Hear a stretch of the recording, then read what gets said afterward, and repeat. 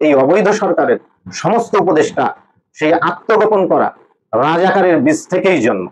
নমস্কার, আপনাদের সবাইকে স্বাগত। অনেক খবরের চাপে একটা গুরুত্বপূর্ণ খবর আপনাদের সঙ্গে শেয়ার করতে পারিনি, সেই খবরটি আজকে পরিবেশন করব। সম্প্রতি ঢাকায় এসেছেন পাকিস্তানের উপপ্রধানমন্ত্রী তথা বিদেশমন্ত্রী ইশাক দার, এবং সেখানে তিনি দাবি করেন বাংলাদেশে পাকিস্তানি বাহিনীর বর্বরতা ও গণহত্যার জন্য পাকিস্তানের ক্ষমা চাওয়া এবং দুই দেশের অন্য বকেয়া সমস্ত সমস্যাগুলি একবার নয়, এর আগে নাকি দুবার মীমাংসা হয়ে গেছে। তার দাবি 1974 সালে ভারত, বাংলাদেশ ও পাকিস্তানের মধ্যে স্বাক্ষরিত ত্রিদেশীয় চুক্তিতে বিষয়গুলি প্রথমবার মীমাংসা হয় এবং দ্বিতীয়বার মীমাংসা হয় 2002-এ পাক প্রেসিডেন্ট পারভেজ মোশাররফ যখন ঢাকা সফরে এসেছিলেন তখন। এই প্রসঙ্গে তিনি আরো বলেন, চ্যাপ্টার ইজ ক্লোজড, অর্থাৎ সমস্ত গণহত্যা, সমস্ত বর্বরতার হিসাব কিতাব সব বরাবর। এই পর্যন্ত সব ঠিকই ছিল, কিন্তু অঘটনটি ঘটে ঠিক এর পরে, যখন সাংবাদিকদের পাল্টা প্রশ্নে দৃশ্যত বিরক্ত হয়ে ওঠেন পাকিস্তানের উপপ্রধানমন্ত্রী ইশাক দার এবং বলেন বাংলাদেশের মানুষের উচিত দিল সাফ করা, কারণ ইসলাম আমাদের দিল সাফ করতে শেখায়। অর্থাৎ তিনি বোঝাতে চাইলেন বাংলাদেশের মানুষের মন পরিষ্কার নয়। তার এই বক্তব্যে বাংলাদেশি মুসলমানদের ধর্মীয় ভাবাবেগকেও আঘাত করেছে। অর্থাৎ বাংলাদেশি মুসলমানদের ঈমান নিয়েই প্রশ্ন তোলেন তিনি, আর এখান থেকেই শুরু হয় বিপত্তি। এতৎসত্ত্বেও বাংলাদেশের অবৈধ, নির্লজ্জ, মৌলবাদের পৃষ্ঠপোষক সরকারের অবৈধ প্রধান উপদেষ্টা এর প্রতিবাদে একটি শব্দ উচ্চারণ করেননি। কিন্তু তার এই মন্তব্যের বিরুদ্ধে সমস্ত বাংলাদেশ জুড়ে তীব্র প্রতিক্রিয়া শুরু হয়। মুক্তিযুদ্ধকে যারা হৃদয়ে ধারণ করে এমন সমস্ত সংগঠন, বিশিষ্ট মানুষজন পাক উপপ্রধানমন্ত্রীর মন্তব্যকে চরম ঔদ্ধত্যপূর্ণ এবং বাংলাদেশের মানুষের পক্ষে অপমানজনক আখ্যা দিয়ে প্রতিবাদে সরব হন।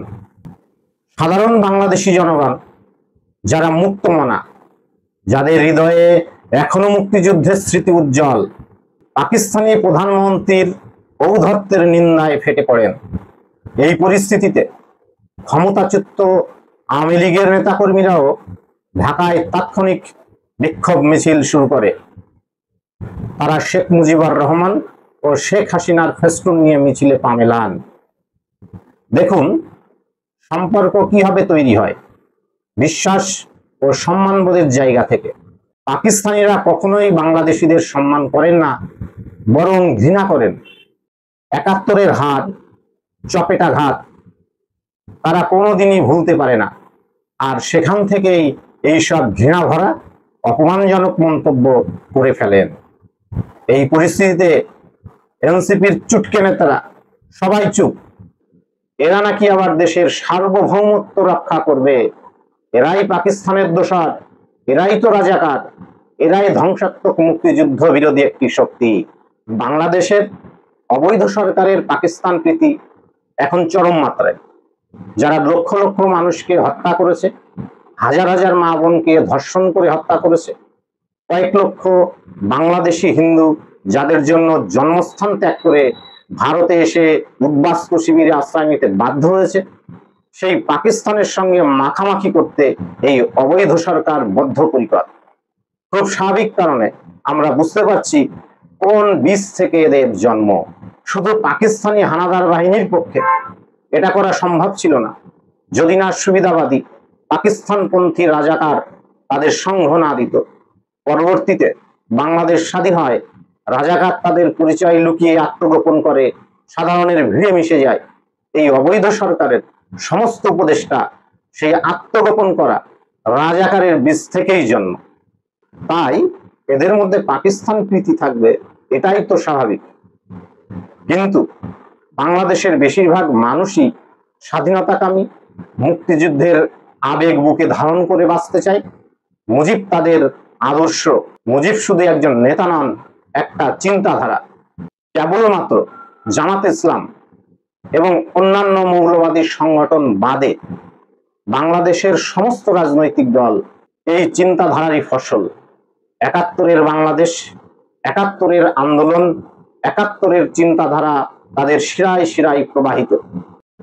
আর এই অবৈধ সরকার এই চিন্তাধারাকেই মারতে চায়, কিন্তু এটাই হবে তাদের ঐতিহাসিক ভুল, অনেকটা নিজের পায়ে কুড়ুল মারার মতো পরিস্থিতি। বাংলাদেশ এখন চতুর্দিকে ভারতের দ্বারা অবরুদ্ধ।